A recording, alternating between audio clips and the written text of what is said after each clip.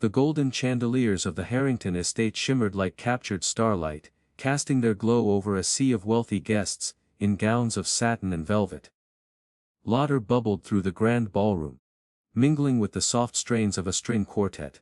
The floor gleamed with polish, reflecting the swirl of gowns and polished shoes. Tonight was no ordinary evening. It was another display of opulence from Charles Harrington, the self-made millionaire who prided himself on being both a businessman and a puppeteer of high society. Every detail had been planned with precision: the crystal glasses, the imported French wines, the rare orchids draped across the tables. Nothing was left to chance. To Harrington, appearances were everything.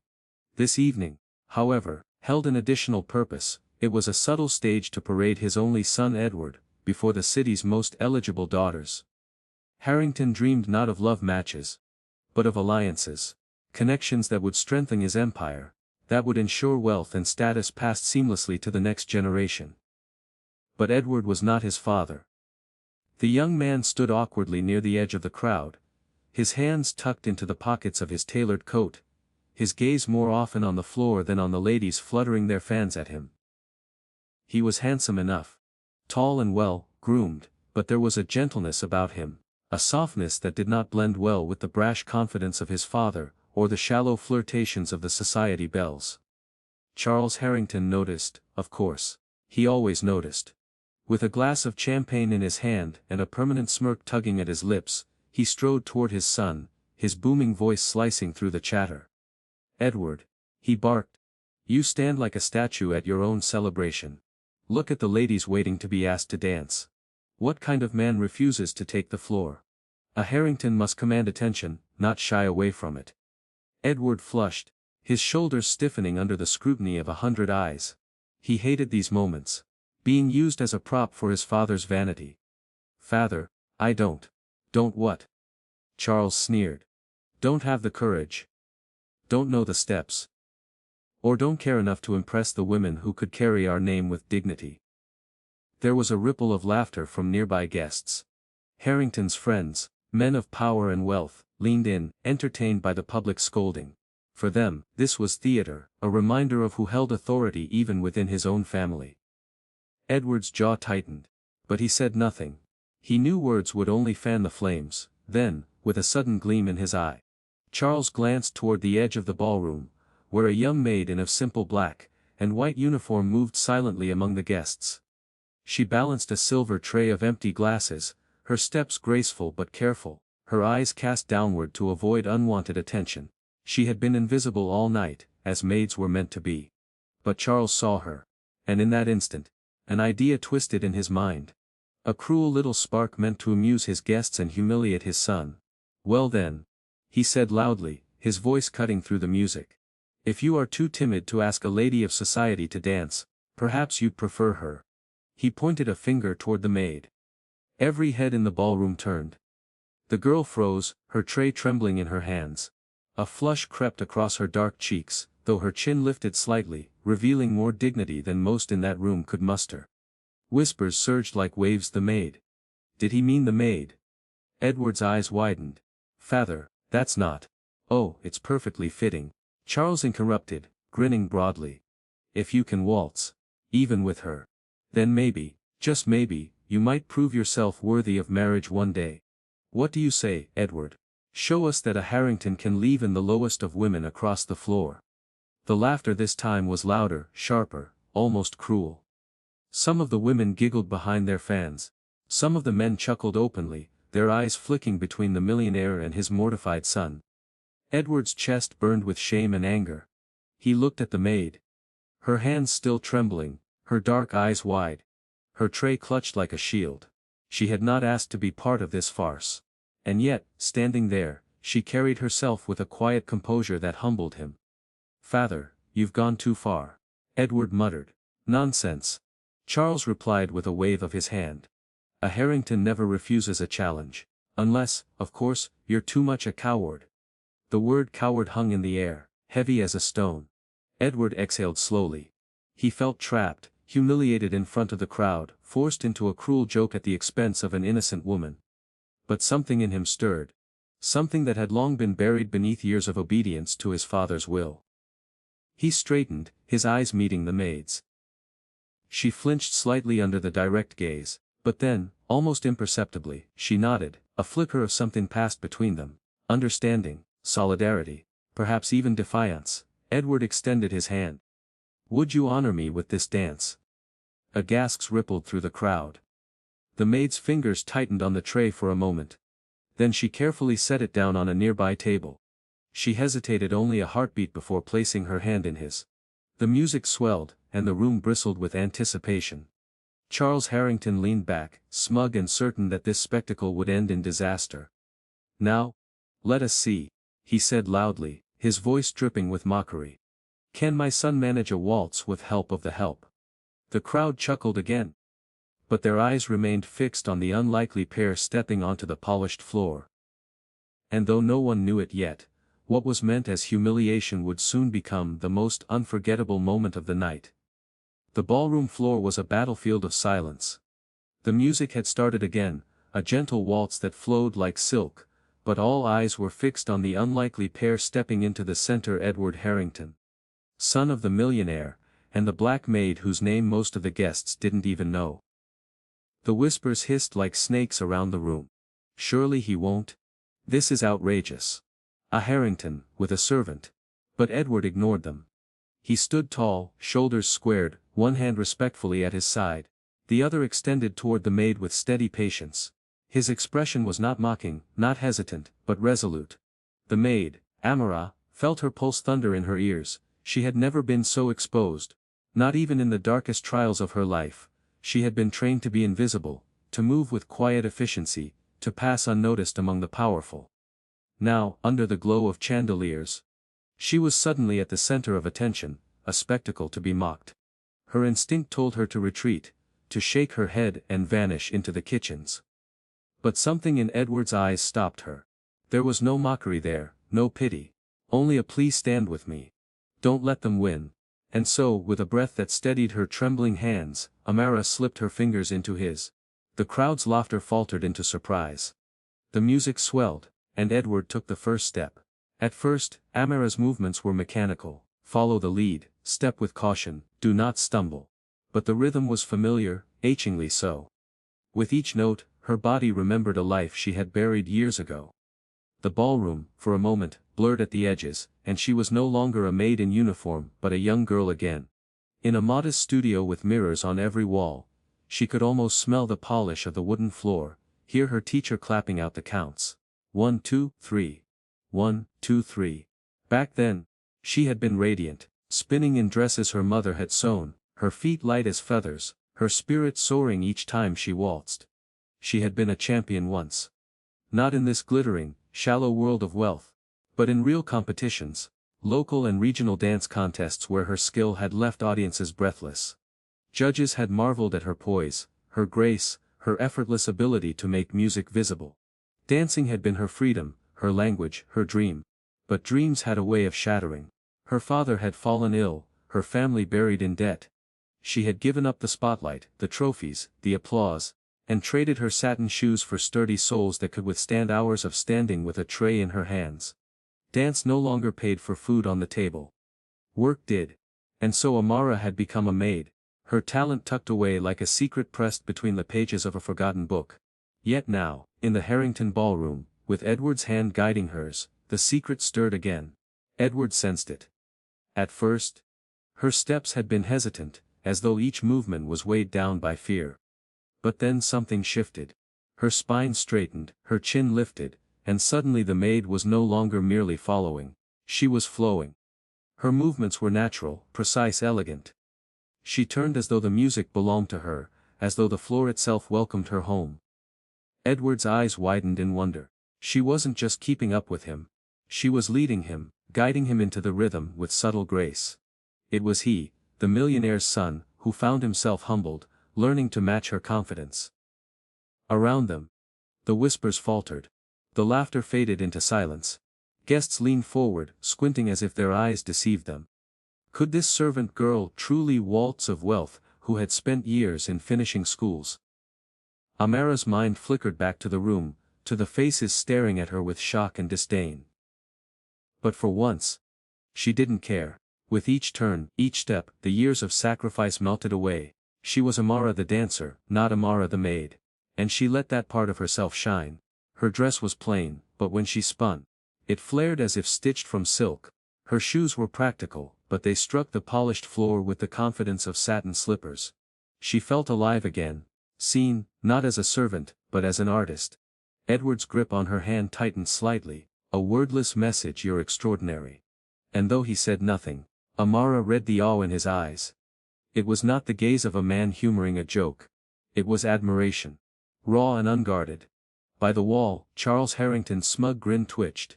He had expected disaster, awkward stumbling, laughter from his guests. But as the maid twirled gracefully under his son's arm, as the crowd hushed in disbelief, irritation prickled beneath his skin. "What trick is this?" he muttered under his breath. "She's practiced." His friends glanced uneasily between him and the dance floor. The joke was no longer funny. The maid was stealing the show. The waltz rose toward its middle, the tempo lifting. Edward and Amara moved with perfect synchrony, their steps sweeping across the ballroom in wide arcs. Gasps escaped from the crowd as Amara executed a flawless turn, her head snapping elegantly into place, her posture impeccable. She was no longer merely acceptable, she was dazzling. One woman whispered to another, "She dances better than all of us." Another murmured, "Who is she? Where did she learn that?" And though many tried to scoff, to dismiss it, the truth was undeniable: the maid was magnificent.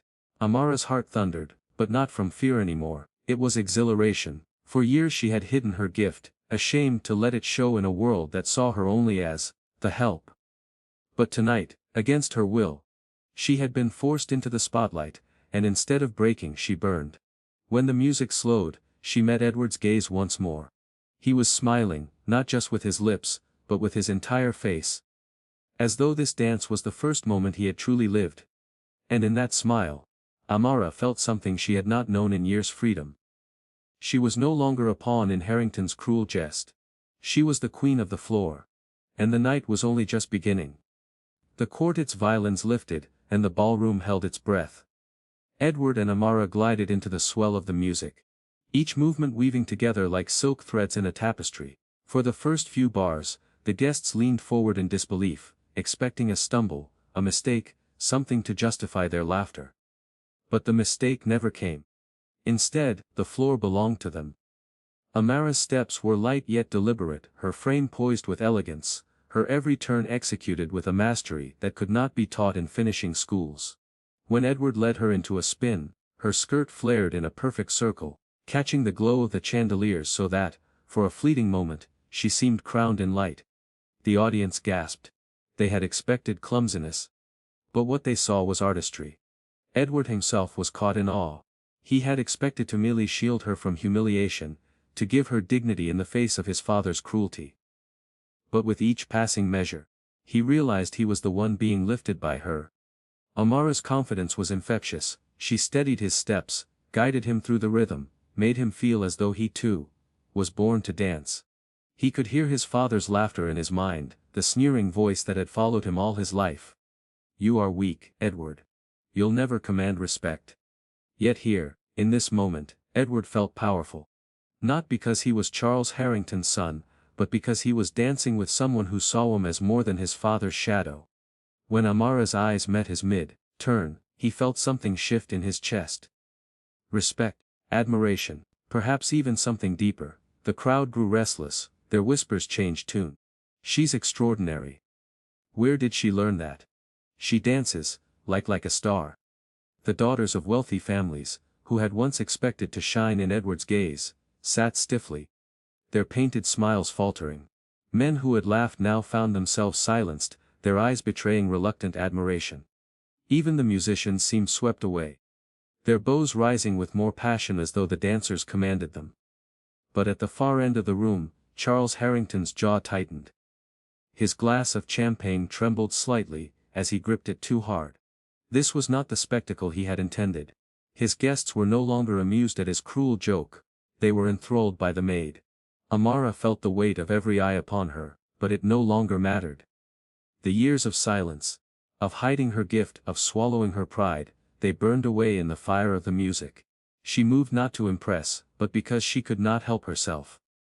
Each step was freedom, each spin rebellion. Her body remembered what her heart had never forgotten. She had been born to dance. And tonight, she would not hide it. The waltz reached its crescendo, and Edward led her into a sweeping spin across the length of the floor. Gasps echoed through the hall as she pivoted flawlessly, her skirt swirling like a painted brushstroke on polished wood. The room blurred into shadows and jewels, but Amara remained clear, radiant, undeniable. Then, as the music softened into its final bars, Edward drew her close and lifted her into a graceful dip. Her back arched, her hands stretched elegantly toward the chandeliers, and for a moment, time seemed to stop. There was silence, a long, breathless pause where no one dared move. Then applause. It started as a murmur, a polite acknowledgement. But it grew, swelling into thunder, filling the ballroom with claps and cheers. Some even rose to their feet. The sound was deafening, not just in volume but in meaning. The guests were not laughing anymore. They were celebrating her. The maid, Amara, breathless, slowly straightened. Her chest heaved, her hands trembled, but her chin was high. For the first time in years, she's not hiding. Edward squeezed her hand, his voice low but steady. You were magnificent. She looked at him, searching his eyes for any trace of mockery. But there was none, only sincerity, raw and unguarded. And in that look, Amara knew, this was no longer about humiliation, nor even about defiance. Something had begun between them, something fragile but real, born in the rhythm of the dance. The applause continued, but not everyone clapped with joy. By the refreshments table, Charles Harrington's face was crimson. His smirk erased, his power slipping like sand through clenched fists. His joke had turned against him. Instead of being shamed, his son and a servant had captured the heart of the room. And though he clapped slowly, stiffly, he could feel the shift in the air. People were no longer laughing with him, they were laughing at him. The waltz had ended, but its echo lingered. Guests crowded to whisper their astonishment. Remarkable. She put the rest of us to shame. And Edward, I never thought he had it in him. For Edward, their words meant little. What mattered was the woman standing beside him, her hand still in his. Her breath still quick from the dance. For Amara, it was not their applause she carried in her heart, but the feeling of freedom, the memory of flight, and the discovery that her gift had never truly died. The night had changed. The ballroom had seen more than just a dance. It had witnessed a revelation. And soon, Charles Harrington would realize just how much power one waltz could hold. The thunder of applause still echoed in the Harrington ballroom, rolling off the golden walls like waves against a shore. Guests were rising to their feet, clapping harder, louder, many with genuine awe in their eyes. But in the corner, Charles Harrington stood frozen. His champagne glass trembled in his hand, his lips pressed into a tight, bloodless line. This was not how the evening was supposed to unfold. This was supposed to be his triumph, another night of dominance, where he showed off his wealth, paraded his influence, and reminded his son of who held the reins. Instead, his attempt at mockery had backfired spectacularly. The maid, the black girl he had meant to humiliate, had outshone every daughter of privilege in the room. And worse, his son had risen alongside her, his awkwardness replaced by confidence, his timidity transformed into something almost noble. The applause was not for Charles, it was for them. Remarkable! One guest exclaimed, clapping his hands together. She dances like a goddess, whispered another. Edward has finally found his spark, said a woman near the front, smiling brightly. Each word was a dagger to Charles's pride. He forced a laugh, sharp and hollow. Well, well, he said loudly, straining to sound amused, seems the help has hidden talents. Who would have thought? But the tone fell flat. Guests exchanged looks, some politely smiling. Others smirking with quiet satisfaction at the millionaire's discomfort. Charles was used to orchestrating the room like a conductor with his baton. Tonight, the baton had been snatched from his hand. And the music played on without him. Edward, still holding Amara's hand, turned toward his father. His voice was steady, carrying across the hall. Father, he said, it's not the help. Her name is Amara, and she deserves more respect than any insult you've thrown at her. The room hushed again.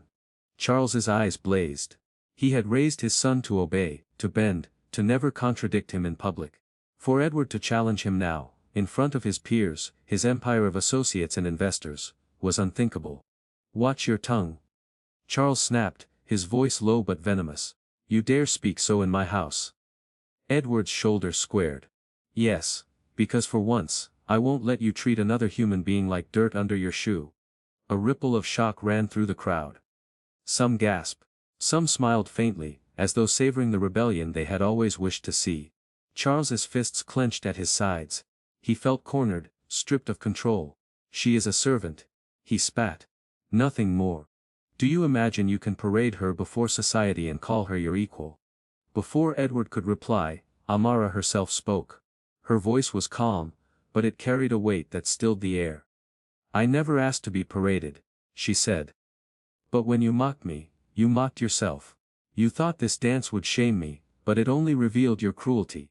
It seems I have more dignity in a maid's uniform than you do in your suit." Gasps erupted. A few people even clapped at her boldness. Charles's face darkened to crimson. "How dare you!" he thundered. "You." But before he could finish, another voice interrupted. "She's right." It was one of the older matrons of society, a woman whose approval Charles had long sought. She lifted her chin proudly. "That young woman just danced with more grace than any debutante here. And Edward, I've never seen him look prouder." "Perhaps you should be grateful, Mr. Harrington." Instead of bitter. The applause that followed was not thunderous, but it was enough. Enough to undermine him. Enough to twist the knife. Charles's carefully curated mask cracked. He could feel the tide turning against him, his dominance slipping away. These were his guests, his allies, his pawns. And yet they were slipping from his grasp, drawn instead to the maid and his rebellious son. In desperation, he raised his glass and forced another laugh. "Well then, a fine show indeed. Perhaps we should all give a hand to our little maid, But the sarcasm rang hollow. His toast, meant to reclaim control, only highlighted how rattled he was. Edward stepped forward, pulling Amara gently by his side. His voice was clear, defiant. "Father. I would rather dance with Amara every night of my life than spend one evening with anyone who mocks her worth. If you can't see that, then perhaps you don't understand what it means to truly live." Silence followed, sharp, heavy, electric. Then, as if on cue, the room erupted into applause once more. Louder this time. Stronger. Not for Charles Harrington, but for Edward and Amara. The millionaire's humiliation was complete. For the first time in years Charles Harrington felt powerless. He had built an empire of steel and glass. Of wealth and reputation. But tonight, in his own house, in front of his own guests, a simple waltz had undone him. And worse, his son, the boy he had always scorned as weak, had finally found the courage to stand tall. The empire of Charles Harrington had cracked. And no amount of money could repair the shame that now clung to him. The ballroom was still vibrating with the force of applause, when the music faded completely. The chandeliers above shimmered like constellations, casting their golden light on a scene. No guest would ever forget Edward Harrington, son of the millionaire, standing proudly beside a maid who had just stolen the night. The whispers grew into a hum of excitement. "Who is she? She's marvelous. Edward looks transformed." Amara stood with her head high, her chest still rising from the exertion of the dance. She was no longer trying to hide, no longer shrinking into invisibility. For the first time in years, she allowed herself to stand in the center of attention. Not as a servant, but as herself. Edward turned to her. His eyes alight. "Amara," he said softly, though his words carried in the hush of the room, "I've never felt so alive. Not because of the dance, but because of you." The crowd stirred. Some leaned forward, sensing what was about to happen. Amara blinked, unsure of his meaning. "Edward." But before she could stop him, Edward went down on one knee. Gasps erupted like firecrackers across the ballroom. Fans snapped open. Hands flew to mouths, and whispers turned into shocked exclamations. "Is he proposing to the maid? This is madness." Charles Harrington's face went pale, then purple with fury. "Edward," he bellowed, stepping forward, his voice booming above the noise. "Do not this instant, do not disgrace yourself further." But Edward didn't move. His gaze never wavered from Amara's. "You've shown me tonight," Edward said, his voice steady, "that courage is not in wealth or power. It's in standing tall even when the world mocks you. I don't care if you're a maid in this house or the greatest dancer in the world. I care that you are you. And if you'll allow me, I want you by my side. Not just tonight, but for the rest of my life." The ballroom erupted again, some voices in disbelief, others in awe. Amara's breath caught in her throat. For so long, she had been overlooked, invisible, reduced to nothing more than the help. And yet here was Edward, heir to a fortune, kneeling before her, not in pity, but in respect. In love. Her heart trembled. Memories of her struggles flashed. Long nights of exhaustion, the humiliation of scrubbing floors while others danced above her, the ache of dreams abandoned. And now, here she stood, offered a choice she never imagined possible. Slowly, with tears welling in her eyes, she whispered, "Yes." The word was small, but it struck the ballroom like thunder. Edward slipped a simple ring, his grandmother's heirloom, onto her trembling finger. The guest gasped again, but this time the sound was mixed with applause, even cheers. People rose to their feet, some clapping, others smiling, others shaking their heads in disbelief but unable to deny the moment's power. Charles Harrington, however, could not contain himself. "You fool!" he roared, his voice cracking with rage. "You would throw away your inheritance, your future, your name, for a servant girl. You dare defy me in front of all these people." Edward rose to his feet, still holding Amara's hand. His voice was calm but carried like a strike of steel. "I'd rather live a life of love and truth with her," Edward said, "than a life of wealth built on cruelty and arrogance. If my name means nothing without your approval, then I don't want it. But I will not give up the woman who makes me whole." The crowd erupted again, this time with cheers and applause. People began to chant, "Bravo, bravo," as if they had witnessed not a scandal but a triumph. Charles stood stunned, his power slipping like sand between his fingers. His son, his timid, obedient son, had chosen love over fear. And the guests, instead of condemning him, were rallying to his side. For the first time in his life, Charles Harrington was powerless. Amara turned to face the crowd, her voice, though soft, carried a quiet strength. "You may see me as just a maid," she said, "but I was once a champion. I gave up my dreams when my family needed me. Tonight, Edward reminded me that dignity doesn't vanish when life changes your path. It remains in who you are." Her words silenced the last of the whispers. Even those who disapproved could not deny her courage. One by one, guests began to step forward, not toward Charles but toward Edward and Amara. A matron in curls lifted her glass and said, "To courage." A gentleman in a velvet coat added, "To love." Soon the entire ballroom rang with toasts, glasses raised high. "To love, to courage, to the Harrington Waltz." The sound rolled like thunder, drowning out Charles Harrington's sputtering protests. Edward lifted Amara's hand to his lips, kissing it softly. "We'll write our own story," he whispered to her. And as the orchestra, emboldened by the crowd's energy, struck up a triumphant melody, Edward led Amara back into a dance. Not for mockery this time, not even for spectacle, but for themselves. They waltzed again, and the crowd parted for them, clapping in rhythm, cheering with joy. No longer a maid and a millionaire's son, they were equals. Two souls who had found each other in the unlikeliest of places. Charles Harrington slumped in his chair, his empire intact but his pride shattered. He had meant to humiliate, but instead, he had lost control of his own stage. His son had defied him, his guests had turned. And the maid he mocked now shone brighter than all the jewels in the room. The humiliation was his alone. And as Edward and Amara spun across the ballroom floor, the guests cheered them on, their voices rising into a single. Undeniable truth. Love and respect had triumphed over arrogance and cruelty. And the memory of that waltz would live forever in the city's whispered tales.